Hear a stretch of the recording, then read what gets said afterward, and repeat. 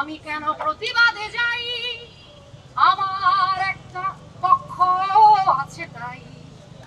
আমি তো নীরব কেউ নই, সেই কথাটাই চিৎকার করে কই। মাঝামাঝি মানুষ তো নই, তুই নৌকায় রাখবো না পা। আমাদের সামনের যে প্রজন্ম, শিশুরা যারা বেড়ে উঠবে, নতুন বাংলাদেশটাকে সামনে প্রতিনিধিত্ব করবে, সামনে এগিয়ে নিয়ে যাবে, তাদের মানসিক বিকাশের জায়গাটা, শারীরিক বিকাশের জায়গাটা বন্ধ করে দেওয়ার একটা চক্রান্ত। কার স্বার্থে?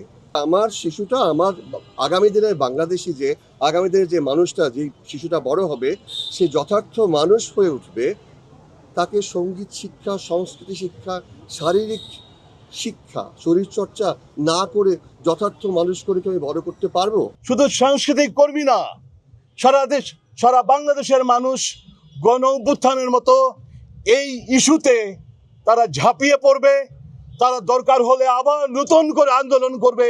এটা আমাদের প্রত্যাশা, এটা আমাদের বিক্ষোভ। সঙ্গীত এমন একটা জিনিস যেটা আমরা আসলে আমাদের জীবনের সাথে এত গুরুত্বপূর্ণভাবে জড়িত।